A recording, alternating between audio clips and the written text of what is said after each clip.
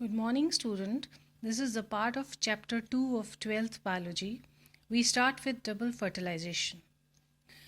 In our previous lectures, we have studied up to megasporogenesis. Earlier, we studied the structure of flower, then microsporogenesis, megasporogenesis, which included the processes which were prior to fertilization.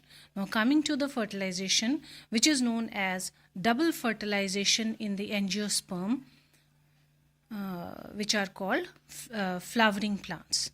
Now this why it is called double fertilization? Because this thing I am going to show you in this diagram.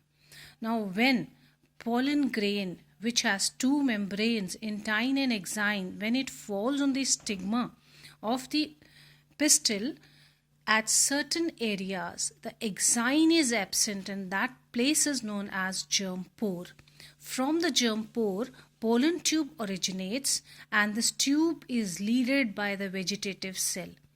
When this tube is formed, the generative cell nucleus divides into two nuclei, and out of these two nuclei which enter through the micropylar end, one fuses with the egg nucleus. This one is egg nucleus. The red colored portions, they are nuclei. I told you earlier, this is embryo sac in which three antipodal cells are there, and these are two polar nuclei, means they do not have cell wall. But here these three synergids, they have cell wall. So you can see the red colored portions, they are nuclei, and these are called free nuclei lying in the central cell. So the two nuclei of generative cell of the pollen grain, when they enter through the micropyle, one of them fuses with the egg nucleus. This process is known as syngamy, and here zygote will be formed. The second, out of these two, the second one fuses with these two polar nuclei, and here three nuclei will be formed. It will result in the formation of three nuclei.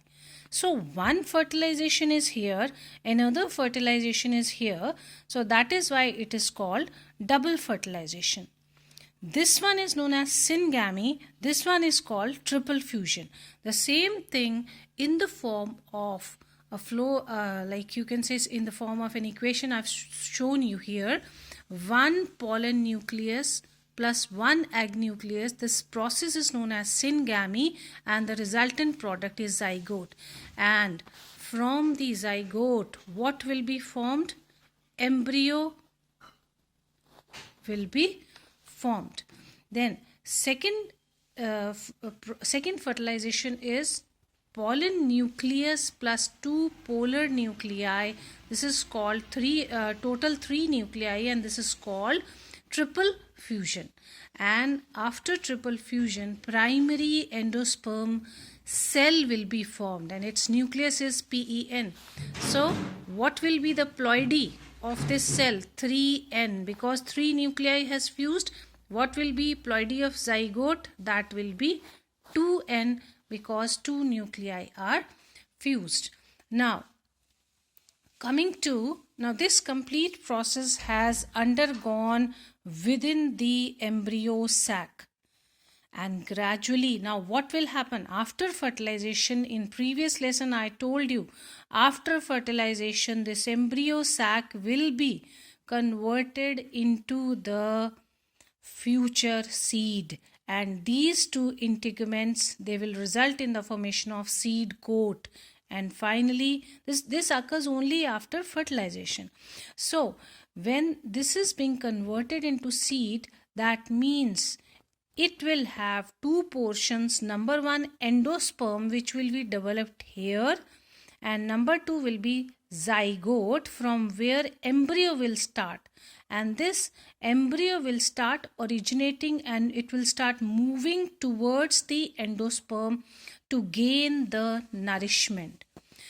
Now endosperm, when these cells, this cell which is formed here, which whose ploidy is 3N, when it is formed, the division in the developing endosperm can be of three different types. Number one is free nuclear, in which only the nucleus starts dividing and the nuclei start moving towards the periphery. Later on, cell wall will be formed and they will be converted into different cells. Earlier only nuclei are produced, membranes will be formed later. That means only karyokinesis takes place, which is later followed by cytokinesis at the time of maturation. Second type of division is called cellular, in which the endosperm starts dividing along with the nuclear division, that is along with karyokinesis. Cytokinesis will also be taking place. Third one is helobial type, in which the first division is unequal division and two unequal cells are produced. When two cells are produced, the nuclei, they start dividing. This is called free nuclear division. Free nuclear division, whenever free nuclei are produced, they start moving towards the periphery. After that, when peripheral arrangement takes place, then their membranes will be formed here. That means the karyokinesis is followed by cytokinesis. So this completes our process of double fertilization. And the two end products of double fertilization are number one, zygote, number two, endosperm. This endosperm, which is filled with the cytoplasm, the cells of the endosperm which are filled with the cytoplasm, they help in the nourishment of the growing embryo from the zygote.